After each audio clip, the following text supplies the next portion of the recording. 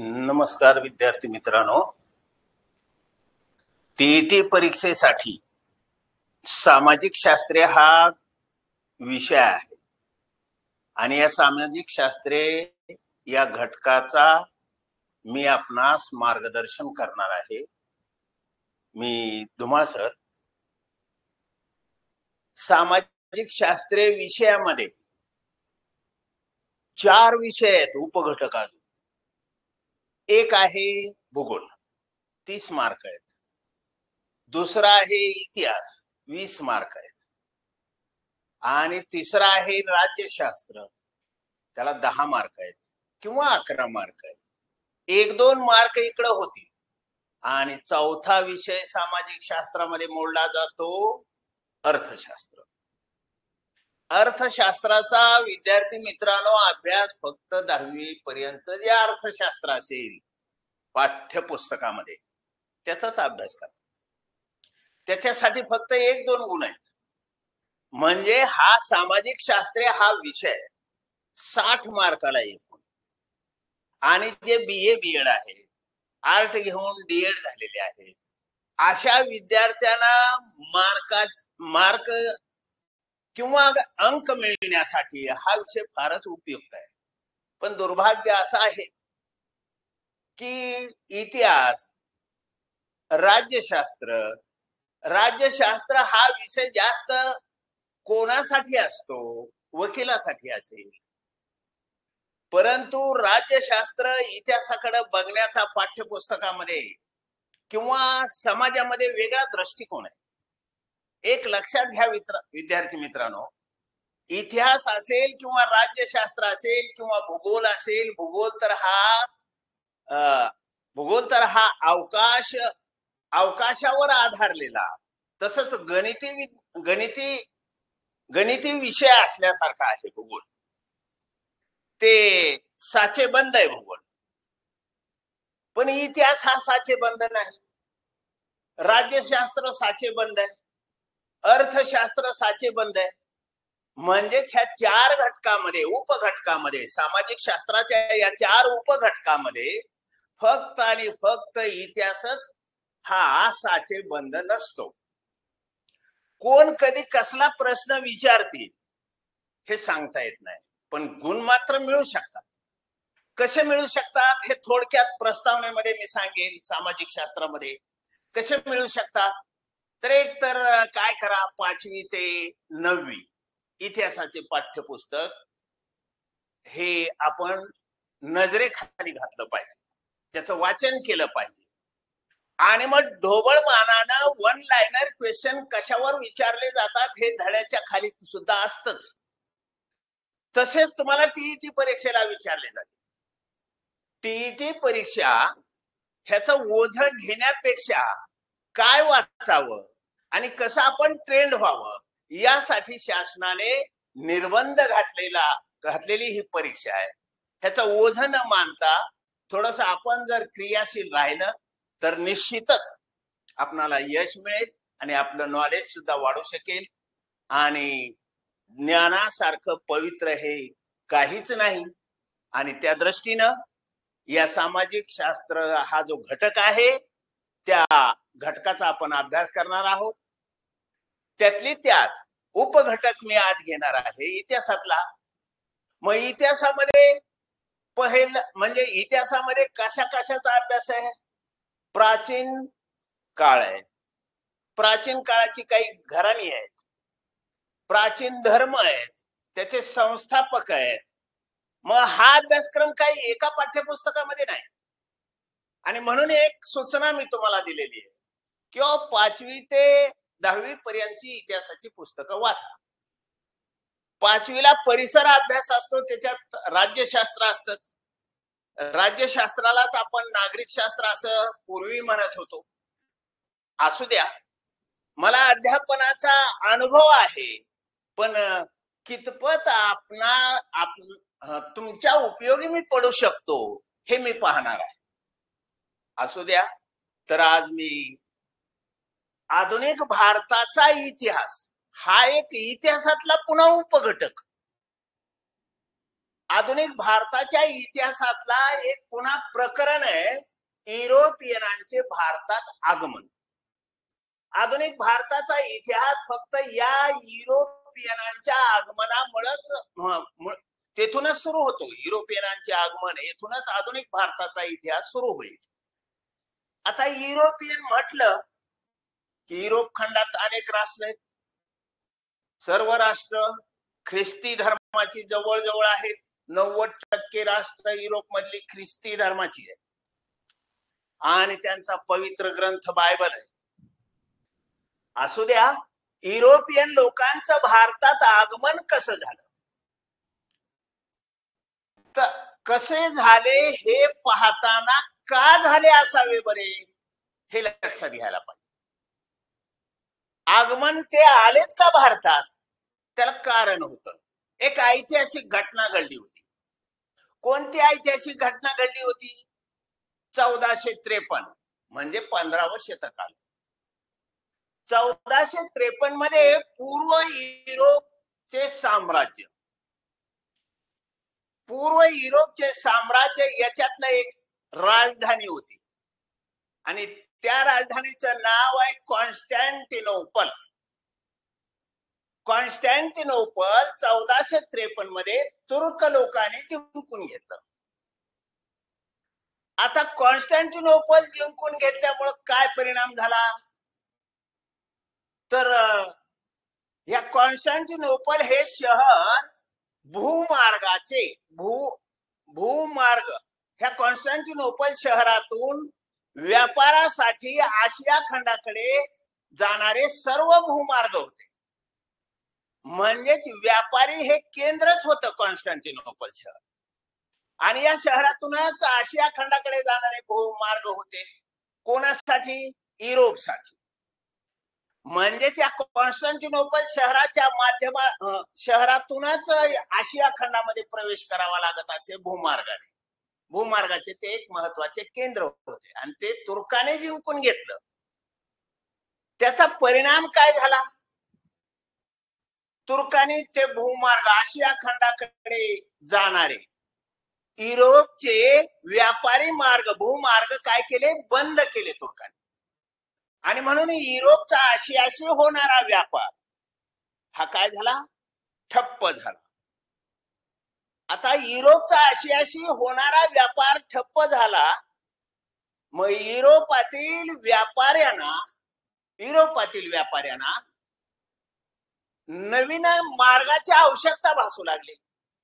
भूमार्ग तर तुर्कांच्या ताब्यात आहे आणि मग नवीन मार्गाची आवश्यकता भासू लागली. मग नवीन मार्ग कसे शोधायचे, तर जलमार्गाने पूर्वेकडे जाणारे आपण मार्ग शोधू, असं युरोपियन राष्ट्रातील राज्यकर्त्यांनी विचार केला.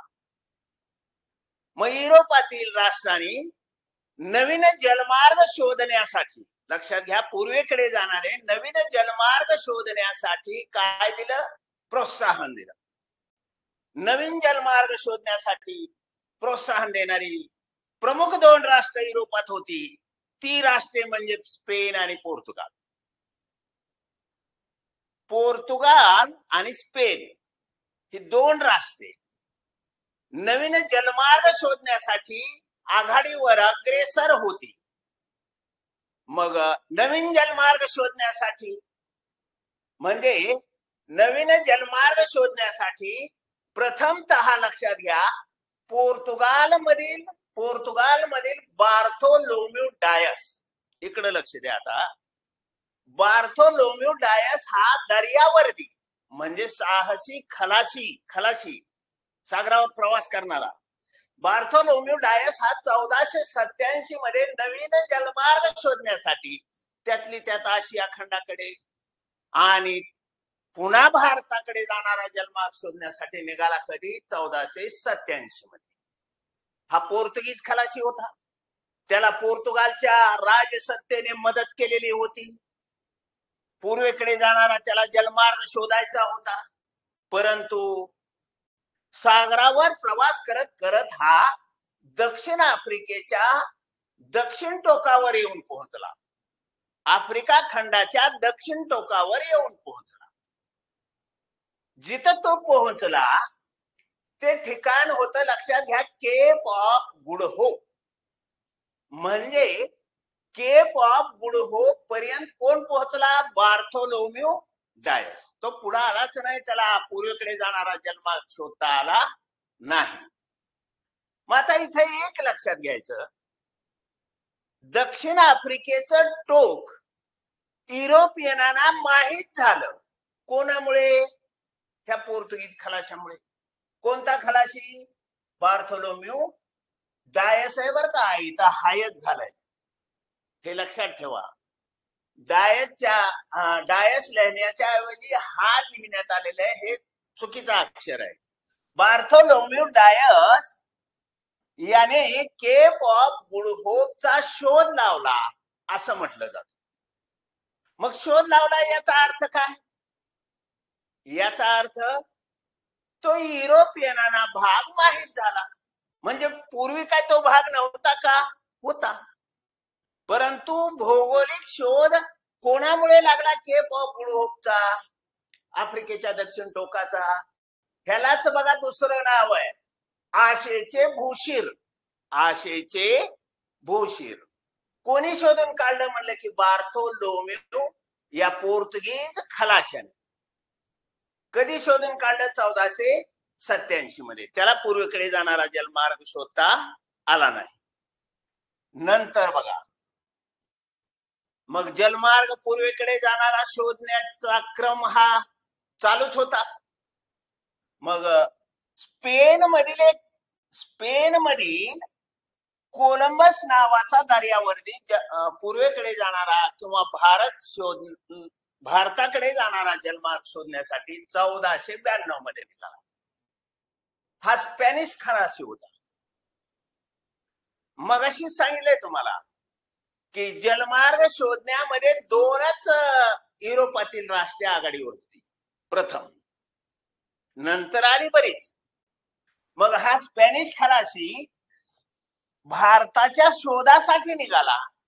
ह्याची एक कल्पना होती. काय कल्पना किंवा धारणा होती? की बाबा पश्चिम दिशेने जर प्रवास केला, लक्षात घ्या, स्पेन, पोर्तुगाल, इटली हे एकाखाली एक असे देश आहेत युरोपामध्ये, आणि यांच्या पश्चिमेला म्हणजे या युरोप खंड आणि अमेरिका खंडाच्या मध्यभागी अटलांटिक महासागर आहे. हे लक्षात घ्यायचं, अटलांटिक महासागर. ह्याची काय धारणा होती? पूर्वेकडला जलमार्ग शोधायचा असेल तर आपण पश्चिमेकडे सागरी प्रवास करत गेलो पाहिजे. मग पश्चिमेकडे प्रवास करत करत आपण पूर्वेकडे निश्चितच येऊ, कारण पृथ्वी गोल आहे, अशी याची धारणा होती. आणि मग सागरी प्रवासाला 1492 मध्ये निघाला. त्याला भारत शोधायचा होता. परंतु हा उत्तर अमेरिका खंडाच्या पूर्व किनाऱ्यावर जाऊन पोहोचला. अमेरिका 2 खंड आहे, लक्षात घ्या. आणि आपण जो अमेरिका समजतो आता, त्याला USA संयुक्त संस्थाने देश म्हणायचंय हो. आणि बऱ्याच वेळेस विद्यार्थ्यामध्ये ह्याचा गोंधळ होतो. आणि हा USA देश उत्तर अमेरिका खंडातला. USA संयुक्त संस्थाने त्याचं खरं नाव. पण आपण आधुनिक जे अमेरिका समजतो तोच USA आहे. असू द्या, हे माहितीही असेल, परंतु थोडस क्लिअर करण्यासाठी मी सांगितलेलं आहे ते. तर कोलंबस हा 3 जहाजे 90 प्रवासी घेऊन सागरी प्रवासाला निघाला होता. तो कुठे पोहोचला? उत्तर अमेरिका खंडाच्या पूर्व किनाऱ्यावर. म्हणजेच उत्तर अमेरिका खंडाचा पूर्व किनारा किंवा अमेरिकेचा शोध कोणी लावला असं. आता हे शोध म्हणजे भौगोलिक शोध आहे. कशासाठी लागले? पूर्वेकडे येणारा जलमार्ग शोधण्यासाठी. ह्याच्यात किती राष्ट्र आघाडीवर होती? 2च. स्पॅनिश खलाशी कोलंबसने मग अमेरिकेचा शोध लावला. असं आपलं 1 लाइनर आन्सर होईल. उत्तर अमेरिका खंडाच्या पूर्व किनाऱ्यावर पोहोचला.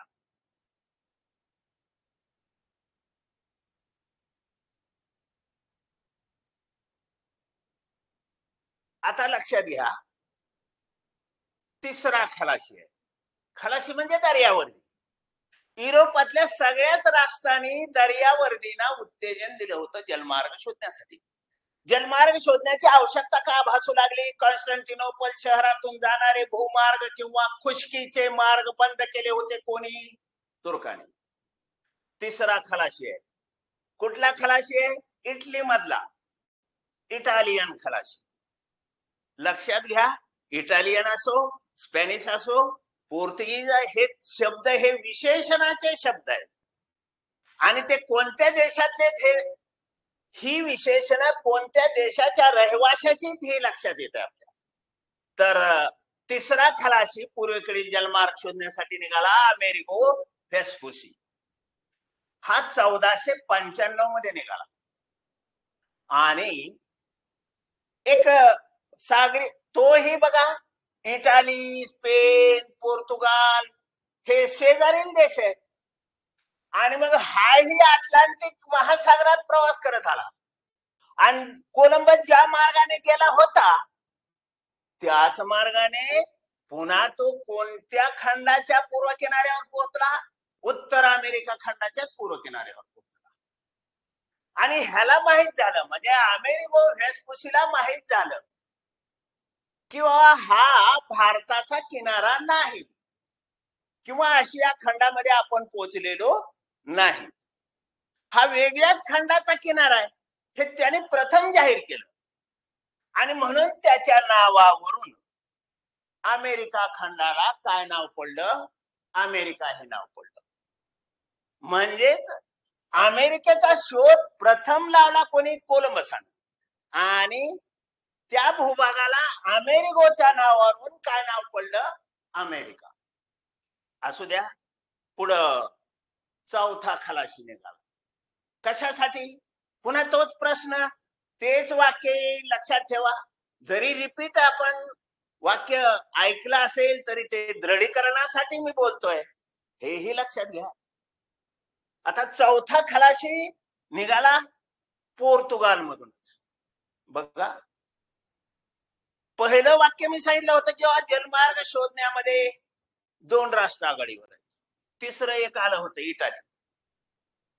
आता पोर्तुगाल मधलाच एक खलाशी 1498 मध्ये सागरी प्रवासाला निघाला पोर्तुगाल मध्ये.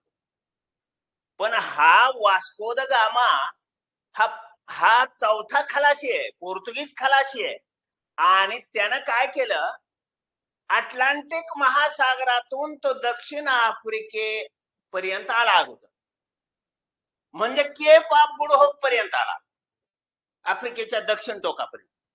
त्या दक्षिण टोकाला या वास्को द गामानं वळसा घातला आणि पुन्हा अरबी समुद्रामध्ये त्याचा प्रवेश झाला. अरबी समुद्रामध्ये, आता लक्षात येईल तुमच्या, अरबी समुद्रामध्ये अरबी समुद्रामध्ये कालिकत नावाचं एक बंदर होतं. आणि हे बंदर भारताचं बंदर होतं.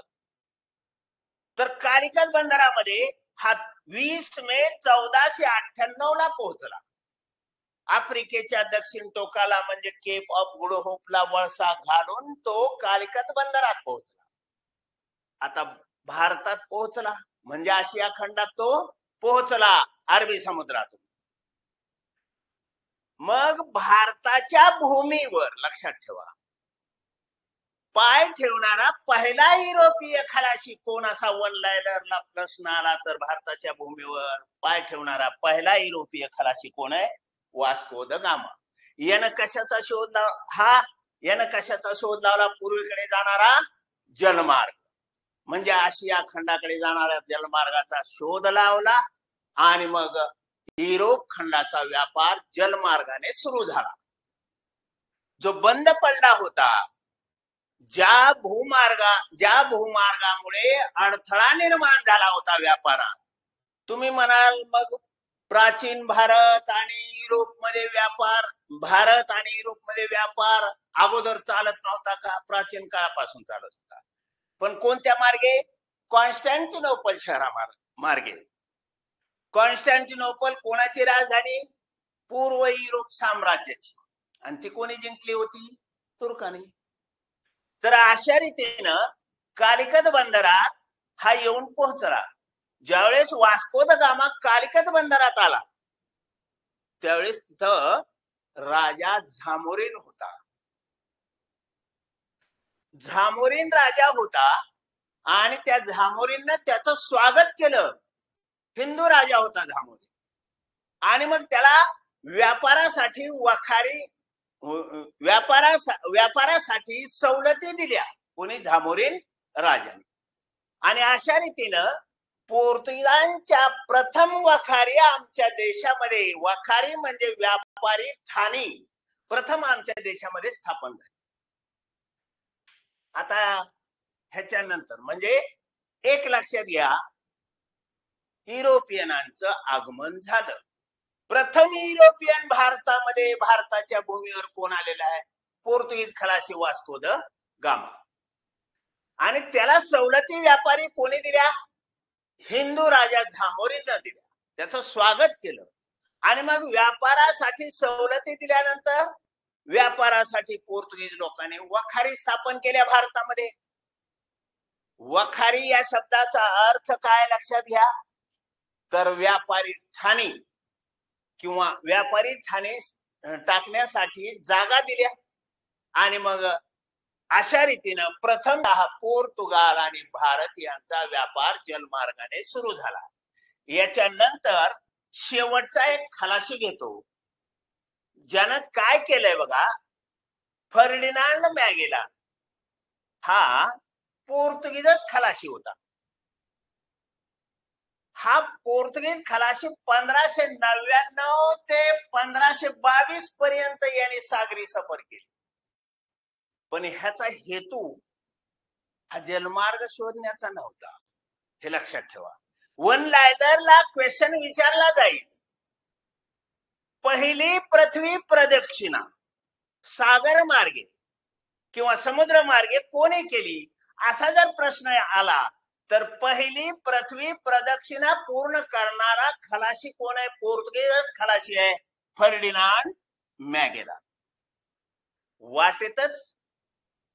वाटेतच तो मारला गेला, परंतु त्याच्या सहकार्याने लक्षात ठेवा, ही सागर मार्गे समुद्र मार्गे पहिली पृथ्वीची काय केली?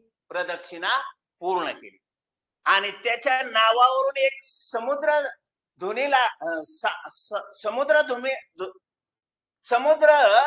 नाव पडलंय, मॅगेलान सामुद्रधुनी असं त्याच्या नावावरून सुद्धा नाव पडलंय.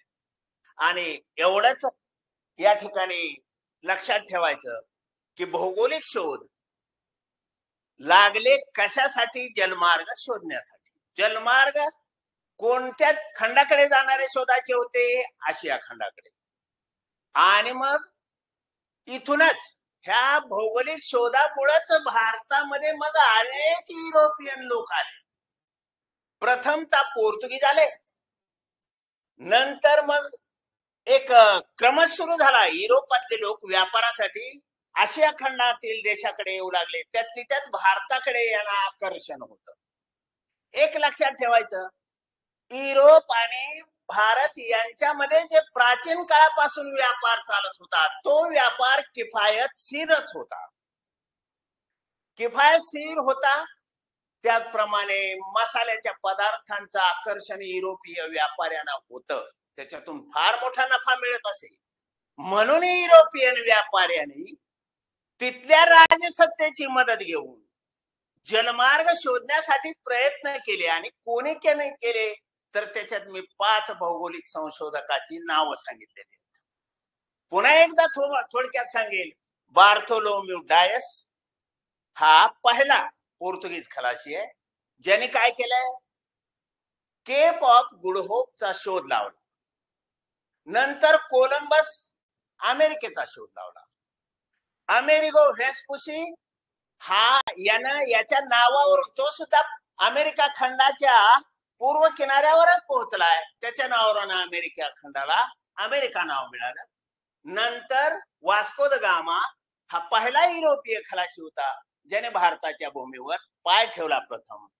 नंतर पहिली पृथ्वी प्रदक्षिणा महत्वाकांक्षी प्रदक्षिणा ही महत्वाकांक्षी प्रदक्षिणा का म्हणायचं तर समुद्र मार्गाने पहिल्यांदाच पृथ्वीची प्रदक्षिणा करणारा कोण गेला वाटेत मारला गेला पण त्याच्या सहकार्याने ती प्रदक्षिणा पूर्ण केली हे झालं भौगोलिक शोधाचं मग आता व्यापारी वखारी स्थापन करण्यास सुरुवात कोणी केली लक्षात घ्या पोर्तुगीजांनी मग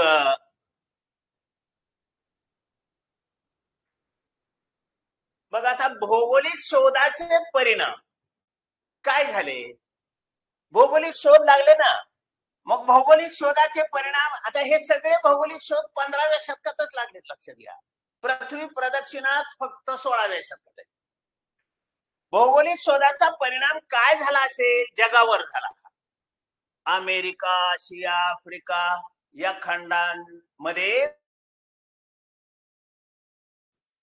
हा पहिला परिणाम आणि या भौगोलिक शोधातूनच गुलामांचा व्यापार वाढला कसला गुलामांचा आफ्रिकेतील लोकांना पकडायचं आणि त्यांना त्यांची विक्री करायची आणि त्यांना आपल्या उद्योगधंद्यामध्ये राबवून घ्यायचं म्हणजे माणसाची विक्री अशा रीतीनं गुलामाचा व्यापार वाढला हे दोन महत्वाचे परिणाम भौगोलिक शोधाचे झाले याच्यानंतर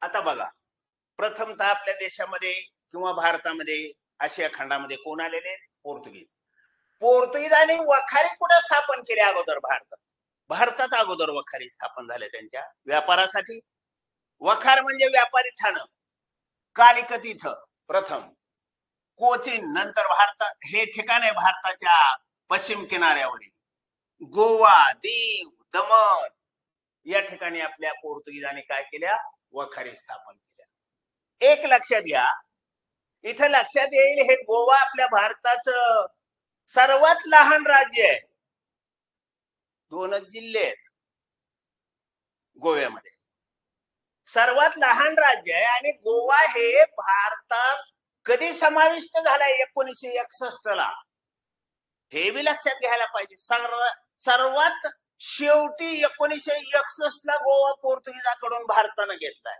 स्वातंत्र्य मिळालं 47 ला म्हणजे पोर्तुगीजांच्या वखारी कुठं कुठं भारतात स्थापन झाल्या याच्यावर एक नजर टाका कालिकत कोचीन गोवा दीव दमण नंतर ह्या पोर्तुगीज लोकांनी आपल्या व्यापारावर नियंत्रण ठेवण्यासाठी काही गव्हर्नर नेमलेले त्या गव्हर्नरची नावं बी महत्वाची आहे पहिला पोर्तुगीज गव्हर्नर जिथं जिथं त्यांनी वखारी स्थापल्या का नाही त्याचं प्रशासन करण्यासाठी हे गव्हर्नर म्हणजे व्यापारावर नियंत्रण ठेवण्यासाठी हे गव्हर्नर पद आहे हे गव्हर्नर नेमले पहिला गव्हर्नर होता Francisco D Almeida Francisco D Almeida तीनच गव्हर्नरचा विचार करू आपण दुसरा गव्हर्नर होता जो की फार महत्वाचा आपल्यासाठी अल्फान्सो अल्बुकर्क तिसरा गव्हर्नर होता निनो द कुना ह्या तिघाची नाव आहे तिथं पण एक लक्षात ठेवा हे जे गोवा आहे की नाही हे गोवा अल्फान्सो अल्बुकर्कनं काय केलं होतं विजापूरच्या आदिलशहाकडून जिंकून घेतलं होतं आणि तिथं आपली व्यापारी वखार स्थापन केली होती विजापूरच्या आदिलशहाकडून हे गोवा जिंकून घेतलं कधी म्हणजे गोवा लक्षात घ्या गोवा 1510 मध्ये जिंकले कुणी जिंकले होते हे अल्फान्सो अल्बुकर्कनं आणि 1510 मध्ये जिंकलेलं जे गोवा आहे ते भारतातील नंतर पोर्तुगीजांची राजधानी झाली गोवा कधी झाली ती 1530 मध्ये कुणाच्या काळात निनो द कुना याच्या काळात गोवा ही राजधानी झाली कुणा व्यापारी त्यांची व्यापारी राजधानी मग समजा तुम्हाला कधी प्रश्न वन लाईनर विचारला की गोवा हे प्रमुख व्यापारी केंद्र होते कोणाचे, राजधानी तर होतीच. ती राजधानी कोणी केली 1530 मध्ये, निनोद कुणा या गव्हर्नर, पण ते जिंकलं कुणी होतो, अल्फान्सो अल्बुकर.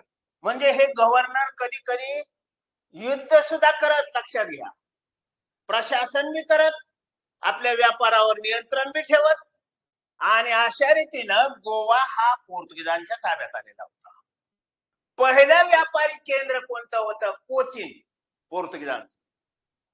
कोचीन हे पोर्तुगीजांचे पहिले, लक्षात घ्या, हे पहिले व्यापारी केंद्र होते. आणि नंतर कोणतं झालं?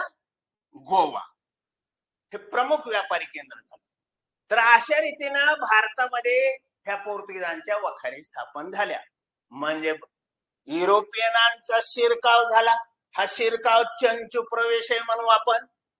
ह्या चंचू प्रवेशातूनच शेवटी मग राजकीय सत्ता कोणाकडे जाते आणि भारत हा परतंत्र कसा होतोय हे लक्षात घ्यायचंय. आता लक्षात घ्या, ह्या पोर्तुगीजामुळे काय झालं तर समजा वन लाईनर प्रश्न विचारला, गोवा येथे पहिली प्रिंटिंग प्रेस भारतामध्ये कोणी स्थापन केली? पोर्तुगीजांनी. कधी स्थापन केली?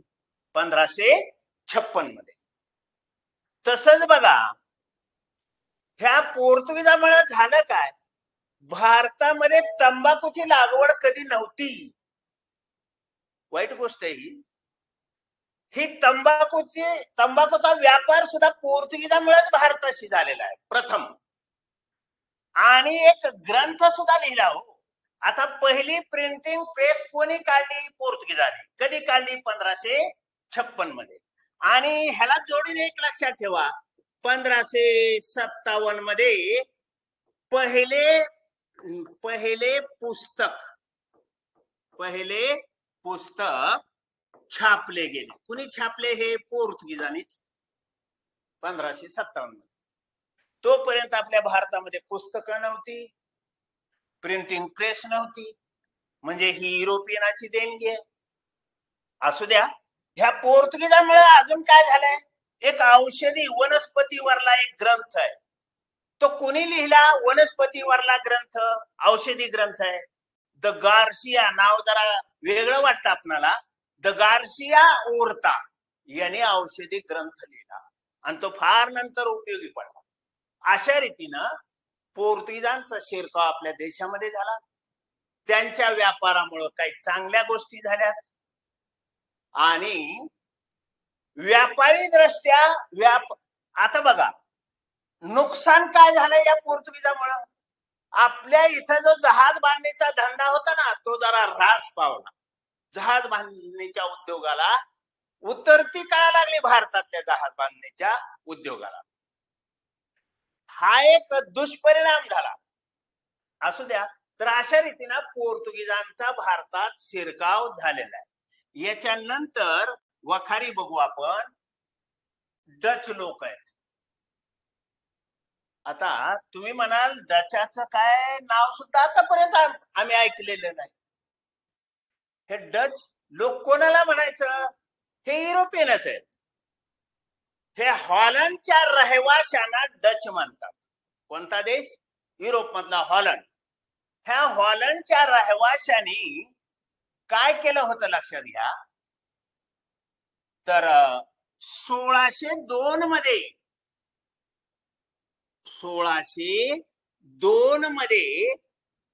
डच ईस्ट इंडिया कंपनी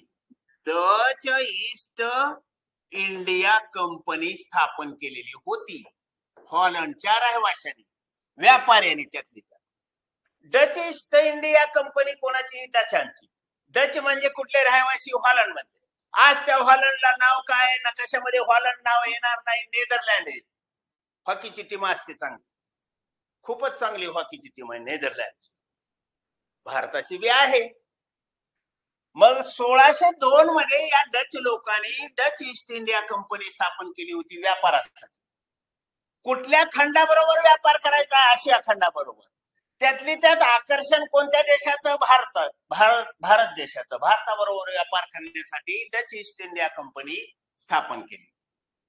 आणि ह्या डचांनी प्रथम भारतामध्ये आले व्यापारासाठी. आता जलमार्ग तर माहीत झाला होता, वास्को द गामाने शोधला होता. मग भारतामध्ये हे डच लोक आले आणि 1605 मध्ये मसुलीपट्टणम हे ठिकाण आहे, या ठिकाणी त्यांनी प्रथम वखार स्थापन केले. मग अशी मी सांगितलं होतं पोर्तुगीजांनी प्रथम वखार कुठं? कालिकत येथे, नंतर कोचीन येथे, नाही कोचीन येथे. प्रथम व्यापारी केंद्र कोणतं पोर्तुगीजांचं? प्रथम कोचीन, नंतर गोवा. तसं इथं 1605 मध्ये मसुलीपट्टणम या ठिकाणी डचांनी काय केली? वखार, व्यापारी वखार म्हणजे व्यापारी ठाणं स्थापन केलं. नंतर पुलिकत, नंतर नागपट्टणम, ह्या ठिकाणी त्यांच्या वखारी होत्या. वन लायनर क्वेश्चन काय विचारला जाईल? डच लोकांनी प्रथम भारतामध्ये कोणत्या ठिकाणी पहिली वखार स्थापन केली? 1605 मध्ये मसुलीपट्टणम. पण त्यांचं व्यापारी केंद्र पहिल्यांदा होतं पुलिकत. पुलिकत हे पहिलं केंद्र होतं व्यापारी. नंतर दुसरं केंद्र झालं हे कोणतं? नागपट्टणम. तर अशा रीतीनं हे डच लोक सुद्धा भारतामध्ये व्यापार करण्यासाठी आले. आता हे डच यांचं आकर्षण कशावर होतं? तर मसाल्याचे पदार्थ. हे डच भारतात जास्त दिवस राहिलेच नाही. काय झालं लक्षात घ्या, 1759 मध्ये बेदेराची काय झाली? लढाई. हे इथं लिहिलंय, हे डबल झालं, इथं इसवी सन लिहिलंय. बेदेराची लढाई कुणाकुणामध्ये झाली? इंग्रज वर्सेस डच यांच्यामध्ये झाली. आणि याच्यामध्ये डचांचा पराभव झाला, इंग्रजांचा विजय झाला. तुम्ही म्हणाल यांच्यामध्ये लढाई का झाली? तर व्यापारी मक्तेदारी भारतात मिळण्यासाठी या युरोपियनामध्येच संघर्ष असे. काय असे? संघर्ष. ह्याच्यातूनच डच आणि इंग्रज यांच्यामध्ये कोणती लढाई झाली होती? बेदेराची लढाई. हे ठिकाण आहे बेदेरा, आणि ही 1759 मध्ये झाली. आणि या लढाईमध्ये इंग्रजांचा विजय झाला. आणि मग डचाने काय केलं? भारतातून आपला काढता पायजरा घेतला व्यापारातून. मग ह्याने आपलं लक्ष मसाल्याच्या बेटाकडे वळवलं. मग मसाल्याची बेट कोणती होती? तर जावा, सुमात्रा, इंडोनेशिया, इकडे याने आपल्या व्यापारी वखारी स्थापन केल्या. म्हणजे तिकडं व्यापारी स्पर्धेतून तिकडं व्यापार करून अधिक नफा मिळवला डचांनी. असू द्या. तर अशा रीतीनं डचांच्या वखारी आपण पाहिल्या, पहिल्यांदा पोर्तुगीजांच्या पाहिल्या. आता बघा, हे नाव फार महत्वाचं आहे, आपल्याशी संबंधित आहे. इंग्रज वखारी. इंग्रज कसे आलेले आहेत बघा, लक्ष देऊन ऐकायचं. आता मगाशी तुम्हाला सांगितलं होतं इंग्रज कसे आले. आता बघा, 31 डिसेंबर, इथं पॉइंट लिहितोय मी फक्त. 31 डिसेंबर 1600 मध्ये इंग्रज कुठल्या रहिवाशांना म्हणतात? इंग्लंड मध्ये. आणि इंग्लंडला 2 नाव आहेत. आपल्या देशाला तर खूप नाव आहे. आर्यावर्त बी नाव आहे, भारत बी नाव आहे, हिंदुस्तान बी नाव आहे. तसं इंग्लंडला 2 नाव आहेत. इंग्लंड एक, ब्रिटन एक. ब्रिटन असो किंवा इंग्लंड असो, इंग्रज तिथले रहिवासी. ह्याने एक कंपनी स्थापन केली होती, British East India Company. East India Company ही कोणी स्थापन केलेली होती? इंग्लंड मधल्या व्यापाऱ्याने स्थापन केली होती. पण या कंपनीला मदत दिली होती, लक्षात घ्या. ह्या कंपनीला मदत दिली आणि परवानगी दिली भारताशी व्यापार करण्यासाठी. किती वर्षासाठी परवानगी दिली होती? 15 वर्षासाठी. कुणी दिली होती? एलिझाबेथ राणी. कोणती राणी? एलिझाबेथ राणी.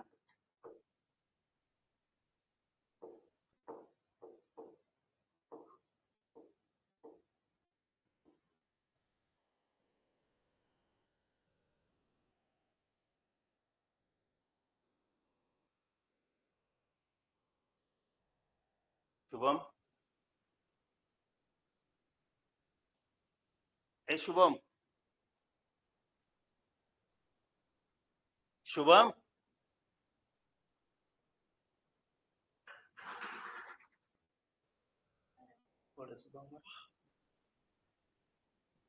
काय झालं तर थोडस लिहायला लागला तर काय झालं? काय करू? कुठं? पलीकड का?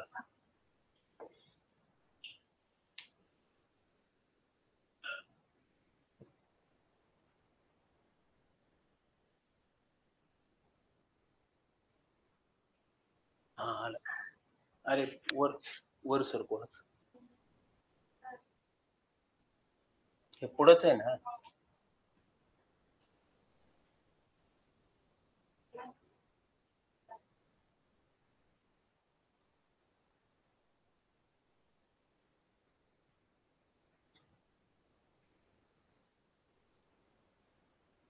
हा बरं असं आता हे तर लिहिलेलं होतं रे. हा नाही त्याच्या खाली इंग्रजाचं चालू. बरोबर इकडे घेऊ का खाली? हा बॅकच की. हा इथं लिहायला लागलो होतं त्या वेळेस गेलो सर. आता काय बोलू ते? हा तर एक हॅलो, थोडासा तांत्रिक अडचण निर्माण झाली होती. आणि एक लक्षात घ्या, अनुभव असून सुद्धा काही तांत्रिक गोष्टी मलाही लक्षात येत नाहीत आणि त्याच्यामुळे थोडासा अडथळा निर्माण झाला, त्याच्याबद्दल क्षमस्व. तर लक्षात घ्या, इंग्रज हे भारतात आले. कसे आले मी तुम्हाला सांगितलंय की 31 डिसेंबर 1600 मध्ये ब्रिटिश ईस्ट इंडिया कंपनी खाजगी व्यापाऱ्यांनी स्थापन केली. आणि या कंपनीला राणी एलिझाबेथनं, इंग्लंडची राणी होती त्यावेळेस, ह्या एलिझाबेथनं 15 वर्षाची सनद दिली होती. कुठल्या देशाबरोबर व्यापार करण्यासाठी? भारताशी.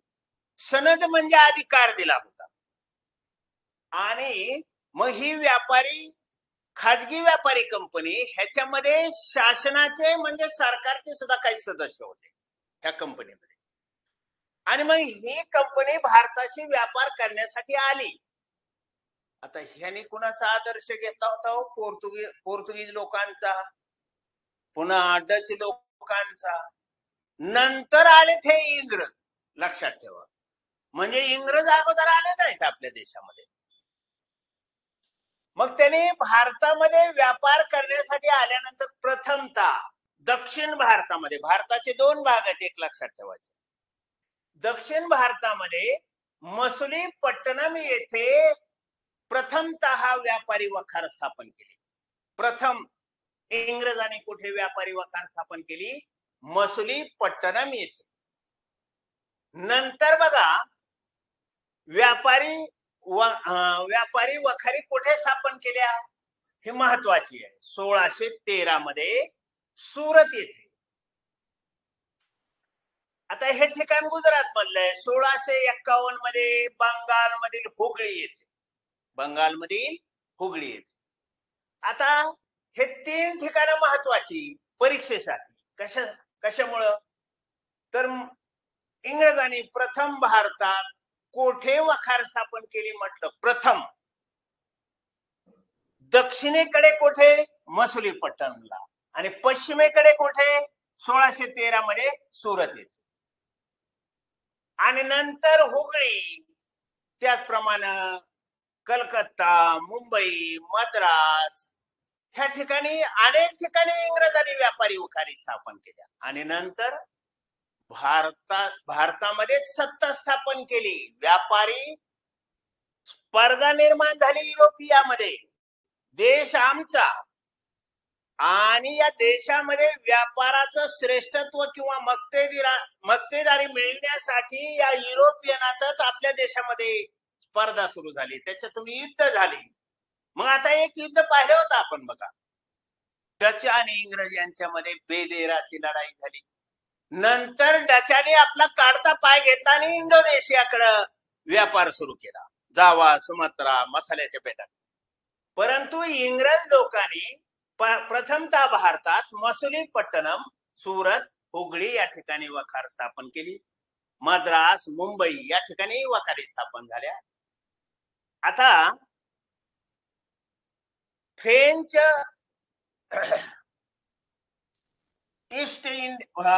ब्रिटिश ईस्ट इंडिया कंपनी म्हणलं की कोणाची? इंग्रजांची. हे एक लक्षात. व्यापारी मक्तेदारी मिळवण्यासाठी ही कंपनी भारतात आली आणि नंतर याच कंपनीनं भारताचा प्रदेश आपल्या ताब्यात घेतला. हा पुढचा इतिहास, आधुनिक भारताचा इतिहास. याच्यानंतर कोणाच्या वखारी? तर फ्रेंचच्या वखारी. आता लक्षात घ्या, फ्रेंच लोक फ्रान्स मधले, या फ्रान्स मधल्या फ्रेंचाने वखारी स्थापन केल्या भारतामध्ये. व्यापारासाठीच आले फ्रेंच सुद्धा. त्यांनी कुठं कुठं वखारी स्थापन केल्या? त्यांची पहिली वखार होती भारतात, सुरत येथेच. बघा, सुरतला आता इंग्रजांनी बी केली 1613 मध्ये. एक लक्षात घ्या, सुरतला अगोदर व्यापारी वखार स्थापन करण्यासाठी इंग्रजांचे 2 वकील आपल्या मुघल बादशहाच्या दरबारात गेले. त्यावेळेस मुघल बादशाह कोण होता? जहांगीर. थोडासा विषयांतर झाला इथं. जहांगीर बादशहाकडे पहिल्यांदा कॅप्टन हॉकिन्स गेला होता व्यापारी सवलत मिळवण्यासाठी, पण त्याला जहांगीर बादशहानं व्यापारी सवलत दिली नाही 1609 मध्ये. पुन्हा 1615 मध्ये दुसरा एक इंग्रजांचा वकील गेला होता जहांगीर बादशहाच्या दरबारात व्यापारी सवलती मिळवण्यासाठी. दुसरा कोण होता हे नाव लक्षात ठेवा, सर थॉमस रो. हा वकील इंग्रजांचा जहांगीर बादशहाच्या दरबारात गेला आणि त्याने जहांगीर बादशहाकडून व्यापारी वखार स्थापन करण्याची परवानगी मिळवली. कोठे? तर सुरत येथे. आणि मग सुरत येथे 1613 ला काय झाली? वखार स्थापन झाले इंग्रजांची. प्रथम वखार त्यांची कोणती? मसुलीपट्टणम 1611 मध्ये. 1611 मध्ये असू द्या. तर आता बघा, फ्रेंच लोक सुद्धा आलेले. फ्रेंचाची पहिली वखार कुठं होती भारतात? व्यापारी वखार 1668 मध्ये स्थापन झाली सुरत येथे. नंतर यांनी वखारी स्थापन केल्या माहे, कारिकल, चंद्रनगर, पांडिचेरी इत्यादी ठिकाणी वखारी कोणी म्हणजे माहे, कारिकल, चंद्रनगर, सुरत, कारिकल इत्यादी ठिकाणी फ्रेंचाने आपल्या वखारी स्थापन केल्या. मग या व्यापारी स्पर्धेतूनच इंग्रज आणि फ्रेंच यांच्यामध्ये सुद्धा युद्ध झाली भारताच्या भूमीवर व्यापारी मक्तेदारी मिळवण्यासाठी. ते नंतर बघू आपण. नंतर डॅनिश वखारी सुद्धा आहेत. खर तर डॅनिश वखारी म्हणजे हे डॅनिश लोक कुठले आहेत लक्षात ठेवा. हे डेन्मार्कचे, युरोप मधल्या डेन्मार्क या देशाचे डॅनिश लोक आले भारतामध्ये व्यापार करण्यासाठी. त्यांनी 1620 मध्ये त्राकेंबार या ठिकाणी, त्राकेंबार हे ठिकाण आहे तामिळनाडूत आजच्या, आणि 1676 मध्ये सय झाले इथं. तर इथं बघा श्रीरामपूर आहे.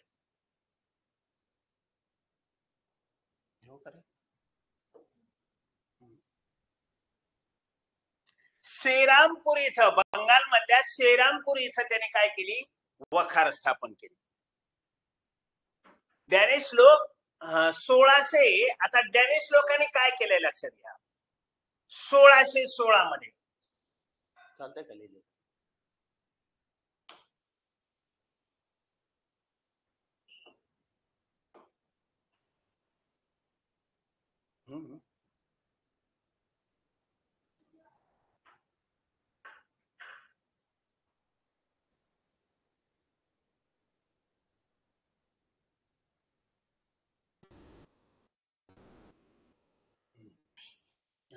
पेन चालायला पाहिजे ते थोडा. हा बस. तर अजूनही विद्यार्थ्यांना लक्ष द्या, तांत्रिकच अडचण आलेली होती. आणि डॅनिश लोक हे, आता मला सांगायचंय तुम्हाला काय, डॅनिश लोक हे 1616 मध्ये आलेले. 1616 मध्ये त्यांनी Danish east India company, Danish east India company स्थापन केली होती व्यापारासाठी.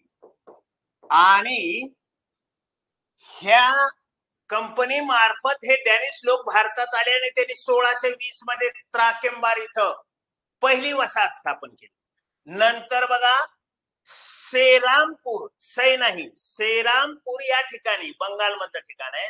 1676 मध्ये काय केली, पहिली वखार, हे दुसरी वखार स्थापन केली. आणि हे सेरामपूरच त्यांचं काय होतं, व्यापारी केंद्र होतं, व्यापारी महत्वाचे केंद्र. डॅनिश लोकांचं महत्वाचं व्यापारी केंद्र कोणतं होतं, सेरामपूर, सेरामपूर. आता इथं से लिहितो मी, सेरामपूर हा करेक्ट शब्द आहे. तर अशा रीतीनं डॅनिश लोक सुद्धा आलेले आहेत. तर अशा रीतीनं युरोपियनांचे भारतात आगमन झाले. आता एक राहिलेली गोष्ट तुम्हाला सांगतो, फ्रेंच लोकांनी सुद्धा आपली व्यापारी कंपनी स्थापन केलेली. कधी स्थापन केली, 1664 मध्ये. आणि त्याचं नाव काय होतं, French East India Company, French East India Company. ही कंपनी भारतात व्यापारासाठी आली आणि काही वखारी स्थापन केल्या, फ्रेंच वखारी. पहिल्या नंतर 1668 मध्ये पहिली वखारे सुरत येते त्यांची. नंतर माहे कारिकल या ठिकाणी त्यांनी काय केलेले आहेत, वखारी स्थापन केलेले आहेत. आता या फ्रेंच लोकांचा एक लक्षात ठेवा, डुप्ले हे नाव येईल. डुप्ले हा कोणाचा गव्हर्नर होता, फ्रेंचाचा. हा पहिला नाही बरं का, हे चूक आहे हा शब्द. डुप्ले हा फ्रेंच गव्हर्नर होता, इतका महत्वाचा होता की याने बऱ्याच फ्रेंचाच्या वखारी भारतात स्थापन केल्या. आणि म्हणून डुप्ले हा जोड्यामध्ये लावा जर आलं कुठं, डुप्ले फ्रेंच गव्हर्नर होता आणि तो पहिला नव्हता. त्याच्या अगोदर बरे 2-3 झालेले आहेत, परंतु त्यांची नावं एवढी प्रसिद्ध नाही. डुप्लेनं फ्रेंचाच्या वखारी भारतात व्यापारी वखारी वाढवल्या. डॅनिश लोक हे डेन्मार्कचे, त्यांचं व्यापारी केंद्र होतं सेरामपूर. पहिली वखार त्यांची होती त्राकेंबार इथं. तर अशा रीतीनं युरोपियनां भौगोलिक शोध लागले या धड्यामध्ये. युरोपियनांचे भारतात काय झाले, आगमन झाले. मग ज्यावेळेस युरोपियनांचे भारतात आगमन झाले त्यावेळेस आपला भारत देश कसा होता हे लक्षात घ्या. कसे क्रम झाला, येण्याचा क्रम कसा आहे. पोर्तुगीज पहिल्यांदा आले, डच आलेत, इंग्रज आले, त्याच्यानंतर डॅनिश आलेत, लक्षात घ्या क्रम. आणि त्याच्यानंतर शेवटी फ्रेंच आले. पण आपल्या भारतात त्यावेळेस एक केंद्रीय सत्ता नव्हती. दिल्लीचा राजा, दिल्लीची सत्ता ही मुघल घराण्याकडे होती त्यावेळेस. आणि छोटी छोटी राज्य होती भारतामध्ये. त्या छोट्या छोट्या राज्याचा फायदा या युरोपियन व्यापाऱ्यांनी घेतला. यांच्यामध्येच व्यापारी मक्तेदारी मिळवण्यासाठी काय झाली, व्यापारी स्पर्धा सुरू झाली. त्याच्यातून त्यांची युद्ध भारताच्या भूमीवर झाली. देश आमचा आणि युद्ध त्यांच्यामध्ये. आणि मग व्यापारी मक्तेदारी मिळवण्यासाठी अग्रेसर राष्ट्र ठरले. शेवटी इंग्लंड राष्ट्र अग्रेसर ठरले आणि या इंग्लंडनं भारतावर नंतर आपले साम्राज्य स्थापन केले. इंग्रजांची महत्वाची देणगी जर कोणती असेल, लक्षात घ्या, काही गोष्टी चांगल्या बी झाल्या ना. इंग्रजांनी व्यापार करतच सत्ता हातात घेतली भारतातली आणि या देशामध्ये एक केंद्रीय शासन जर कोणी निर्माण केलं असेल, एक केंद्रीय मध्यवर्ती सत्ता जर कोणी निर्माण केली असेल तर इंग्रजांनी, हे त्यांचं योगदान होतं. हे एवढंच या धड्यामध्ये लक्षात घ्यायचं. फक्त इथं प्रश्न वन लायनर विचारले जाऊ शकतील आणि वन लायनर मध्ये ही नावं लक्षात ठेवणं गरजेचं आहे. या तासामध्ये आपण एवढंच या ठिकाणी लक्षात ठेवूया. जर कोणाला काही शंका असली तर तुम्ही नंतर ती शंका विचारा, त्याचं निरसन मी निश्चितच पुढच्या पिरियड मध्ये करेल. इथंच थांबूया आपण आज.